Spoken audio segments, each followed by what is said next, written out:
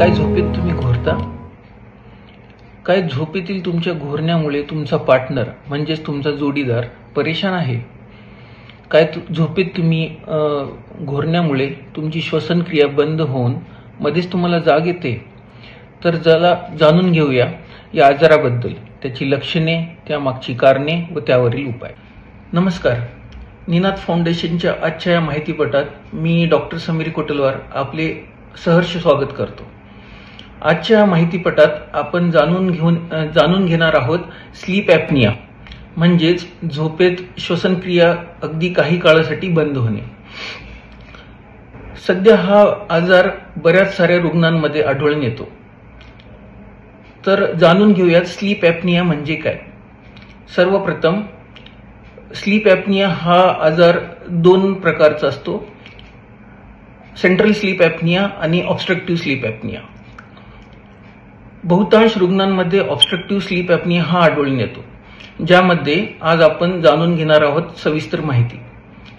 Obstructive sleep apnea म्हणजेच OSA, यामध्ये श्वसनक्रियेतील वरील भागात अडथळा निर्माण होऊन श्वसनक्रिया काही वेळासाठी बाधित होते, म्हणजेच अप्पर रेस्पिरेटरी ट्रॅक्ट जो आहे तो काही वेळासाठी कोलॅप्स होतो.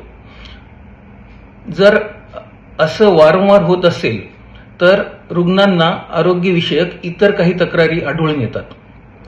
अलीकडील सर्व्हेनुसार याचे प्रिव्हॅलन्स म्हणजेच प्रादुर्भाव पुरुषांमध्ये जास्त असून स्त्रियांमध्ये कमी आहे. म्हणजेच पुरुषांमध्ये हा आजार 15 ते 30% पुरुषांमध्ये आढळून येतो, तर स्त्रियांमध्ये 10 ते 15% आढळून येतो. तर जाणून घेऊयात स्लीप ॲपनिया होण्यामागची महत्त्वाची कारणे. सर्वप्रथम म्हणजे वाढते वय, नंतर लठ्ठपणा, तसेच धूम्रपान, अनुवंशिकता म्हणजेच फॅमिली हिस्ट्री, नंतर चेहऱ्यांची हाडांची संरचना म्हणजे ॲनाटॉमिकल कॉन्फिगरेशन, जसे हनुवटी छोटी असणे, जबडा रुंद असणे, वाढलेले टॉन्सिल्स व ॲडेनॉइड्स. जर आयडियल बॉडी वेटपेक्षा 10% वजन जास्त असेल तर अशा व्यक्तींमध्ये स्लीप ॲपनियाचा धोका 6 पट आढळून येतो. जाणून घेऊया एका व्हिडिओद्वारे आपण स्लीप ॲपनिया म्हणजेच काय. हा जो पार्ट आहे तो श्वसन नलिकेतील वरचा भाग आहे. हा एक नॉर्मल व्यक्ती आहे आणि अशा व्यक्तीमध्ये जेव्हा तो श्वास घेतो तेव्हा ऑक्सिजनचा पुरवठा पूर्णपणे फुफ्फुसापर्यंत होतो आणि ऑक्सिजनचा पुरवठा फुफ्फुसापर्यंत पूर्ण झाल्यानंतर ऑक्सिजन पूर्ण शरीराला सप्लाय होतो. पण ज्या व्यक्तींना ऑब्स्ट्रक्टिव्ह स्लीप ॲपनिया आहे त्यांच्यामध्ये ऑब्स्ट्रक्शन सॉफ्ट पॅलेट किंवा टंग बेसला होऊ शकते आणि त्यांचे जे मसल्स आहेत ते रिलॅक्स होतात. तर अशा व्यक्तींमध्ये ऑक्सिजनचा पुरवठा बाधित होतो, त्यामुळे ऑक्सिजन फुफ्फुसापर्यंत पोहोचतच नाही आणि त्याचा सप्लाय पूर्ण शरीराकडे तसेच मेंदूकडे नाही होणार. तर असे रुग्ण रात्री झोपेमध्ये वारंवार उठतात आणि वारंवार उठल्यामुळे त्यांची जी टंग फॉल असते, जीभ जी असते ती पुन्हा वर सरकल्या जाते आणि ऑक्सिजनचा पुरवठा पुन्हा चालू होतो. असे जर वारंवार चालू असेल, रात्रभर असे जर वारंवार होत असेल तर अशा रुग्णांमध्ये ऑब्स्ट्रक्टिव्ह स्लीप ॲपनिया होण्याचा मॅक्सिमम चान्स असतो. काही इतर आजारांमध्ये सुद्धा OSAचे प्रमाण अधिक आढळून येते, जसे हृदयांचे आजार म्हणजेच कंजेस्टिव्ह हार्ट फेल्युअर, ॲट्रियल फिब्रिलेशन, उच्च रक्तदाब किंवा फुफ्फुसांच्या दीर्घ बिमारी म्हणजेच पल्मनरी हायपरटेन्शन, जसे पेशंटला ब्रॉन्कियल अस्थमा, COPD, अशा रुग्णांमध्ये सुद्धा OSAचे प्रमाण अधिक आढळून येते. आणि हायपोथायरॉइड, ज्या रुग्णांना पॅरालिसिस म्हणजे अर्धांगवायू किंवा किडनीचे आजार ज्यामध्ये पेशंट डायलिसिसवर असतो, अशा रुग्णांमध्ये सुद्धा ऑब्स्ट्रक्टिव्ह स्लीप ॲपनिया बऱ्याच रुग्णांमध्ये आढळून येतो. तर अशा रुग्णांनी स्लीप ॲपनियाबद्दल काळजी घेणे आवश्यक आहे. एखाद्या व्यक्तीला स्लीप ॲपनिया आहे हे कुठल्या गोष्टींवरून लक्षात येते किंवा त्याची लक्षणे काय असतात हे आता आपण पाहून घेऊयात. अशा रुग्णांमध्ये मोठ्याने घोरणे, दिवसा झोपणे, दिवसभर थकवा जाणवणे किंवा सोबत असलेल्या व्यक्तीला आपल्या श्वसनक्रियेतील अडथळा निर्माण जाणवणे किंवा श्वसनक्रिया बंद पडल्यामुळे जाग येणे, गुदमरणे, सकाळची डोकेदुखी किंवा मूड स्विंग होणे किंवा मूड चेंज होणे, मन अस्वस्थ करणारी स्वप्ने रुग्ण पाहत असतो किंवा झोपेतून वारंवार रुग्णाला लघवीला उठावे लागते. अशा रुग्णांमध्ये स्लीप ॲपनिया हा अधिक प्रमाणात आढळून येतो.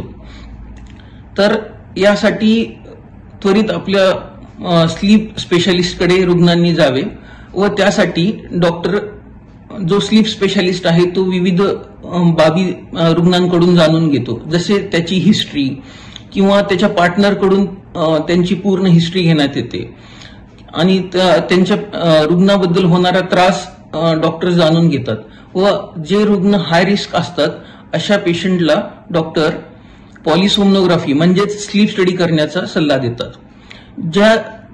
जे रुग्ण हाय रिस्क आहेत किंवा अशा लोकांना जास्त ओएसएचा डॉक्टरांना वाटेल की त्यांना ओएसए अधिक प्रमाणात आहे तर अशा रुग्णांची पॉलिसोमनोग्राफी करून घेण्यात येते. तर ज्या पेशंटला हृदयांचे आजार आहेत, किडनीचे विकार आहेत, अशा पेशंटसाठी डॉक्टर पॉलिसोमनोग्राफी हॉस्पिटलमध्ये करण्याचा सल्ला देतात. आणि ज्या रुग्णांना इतर काही आजार नाहीत पण लठ्ठपणा आहे, हायपोथायरॉइड आहे किंवा ॲडेनॉइड्स वाढलेले आहेत आणि इतर बाबी नाहीत अशा रुग्णांना डॉक्टर स्लीप स्टडी घरी पण करण्याचा सल्ला देतात. अमेरिकेसारख्या प्रगत देशांमध्ये हाय रिस्क पेशंट्स जसे की लठ्ठपणा, ज्या रुग्णांना हायपोथायरॉइड आहे किंवा ज्यांना दुसरे काही आजार आहेत ज्यामुळे ओएसए अधिक प्रमाणात आढळून येतो, अशा रुग्णांची स्लीप स्टडी ड्रायव्हिंग लायसन्स देण्यापूर्वी करण्यात येते, ज्यामुळे होणारे संभाव्य अपघात टाळू शकतात. आम्ही डॉक्टर्स पेशंट्सना नेहमी सल्ला देतो, prevention is better than cure. तर जाणून घेऊयात ऑब्स्ट्रक्टिव्ह स्लीप ॲपनियासाठी काही प्रिव्हेंटिव्ह मेजर्स, जसे की नियमित व्यायाम करणे, धूम्रपान टाळणे, बॉडी मास इंडेक्स म्हणजेच BMIचा समतोल राखणे, स्लीप ॲपनिया होण्यासाठी कारणीभूत असलेल्या आजारांचे इलाज करणे, स्लीप ॲपनियाबद्दल जागरूकता निर्माण करणे, तसेच बिहेवियरल मॉडिफिकेशन म्हणजेच वजन कमी करणे, झोपण्याची स्थिती बदलणे, धूम्रपान व दारू टाळणे, असे काही प्रिव्हेन्शन्स रुग्णांनी फॉलो केल्यास ऑब्स्ट्रक्टिव्ह स्लीप ॲपनिया हा आजार बऱ्यापैकी कंट्रोलमध्ये केला जाऊ शकतो. तर स्लीप ॲपनिया च्या लक्षणावरून आणि पॉलिसोमनोग्राफी म्हणजेच स्लीप स्टेज झाल्यानंतर डॉक्टर्स रुग्णांचे ॲपनिया हायपोॲपनिया इंडेक्स म्हणजेच AHI तपासतात. ज्या रुग्णांना AHI मॉडरेट किंवा सिव्हिअर असतो किंवा माइल्ड असतो पण ज्यांना बरीच लक्षणे असतात अशा रुग्णांना डॉक्टर्स पॅप थेरपी म्हणजेच पॉझिटिव्ह एअरवे प्रेशर याचा सल्ला देतात. पॅप थेरपी म्हणजेच यामध्ये पॅप थेरपी एक अशी डिव्हाइस आहे किंवा एक अशी मशीन आहे ज्यामध्ये श्वसन नलिकेमध्ये एक पॉझिटिव्ह प्रेशरनी फोर्सफुली हवा मध्ये दिली जाते, ज्यामुळे श्वसन नलिकेतील जो अडथळा निर्माण झालेला आहे तो मात्र दूर केला जातो. पॅप थेरपी रुग्णांनी रोज रात्री किमान 6 तास यूज करावयाचे असते.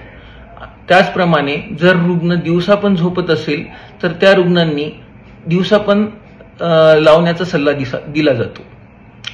तर पॅप थेरपी ही बऱ्याच प्रकारची असते. रुग्णांना योग्य त्या प्रकारची पॅप थेरपी दिली जाते. पॅप थेरपीचे प्रकार जसे की fix level PAP, auto CPAP, auto BiPAP किंवा ASV पॅप असे काही असतात.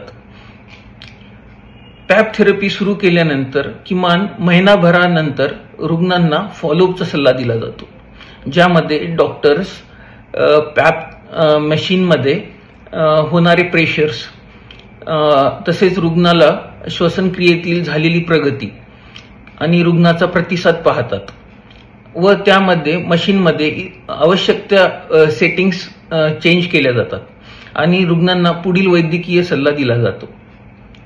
पॅप थेरपी यूज केल्यामुळे रुग्णांना खूप सारे फायदे असतात.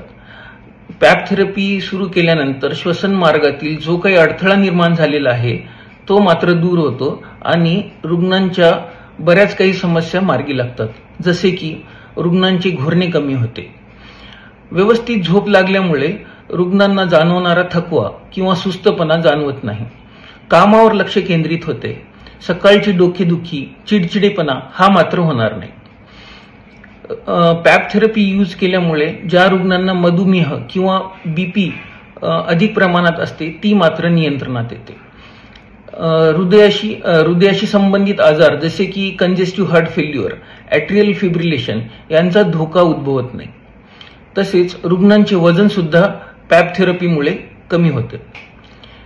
पॅप थेरपी ज्या रुग्णांना डॉक्टर्स ॲडवाईस करतात अशा रुग्णांनी ती नियमितपणे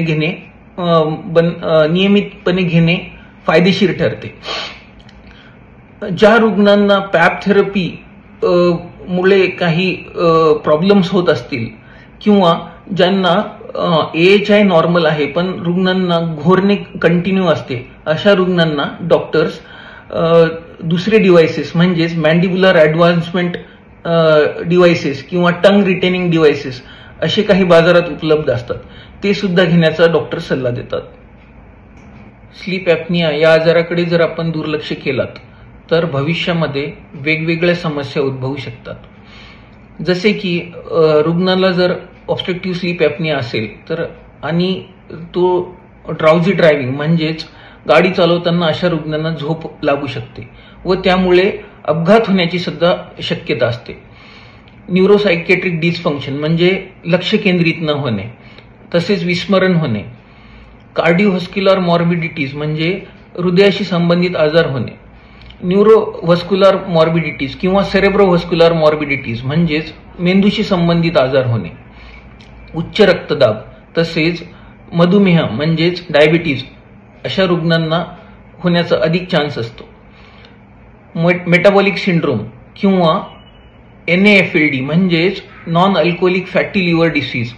मी अपेक्षा करतो की तुम्हाला ऑब्स्ट्रक्टिव्ह स्लीप ॲपनिया म्हणजे काय, त्यामागची कारणे, त्याची लक्षणे व डायग्नोसिस आणि त्यावरील उपचार पद्धती ही समजली असेल. अशा विकारांवर योग्य वेळी उपचार केले तर आपण त्यांच्यावर नियंत्रण मिळवू शकतो. नाहीतर भविष्यात होणाऱ्या समस्या उद्भवू शकतात हे आपण पाहिलेच आहे. जसे इंडियन फेमस पर्सनॅलिटीज जसे की बप्पीदा लहरी यांना सुद्धा हा आजार होता. तसेच फेमस रॅपर बादशाह याला सुद्धा हा आजार आहे. तुम्हाला सुद्धा वरीलपैकी कोणतीही लक्षणे आढळल्यास किंवा झोपल्यानंतर श्वसनात अडथळे निर्माण होत असल्यास त्वरितच जवळच्या स्लीप स्पेशालिस्टचा सल्ला घ्यावा.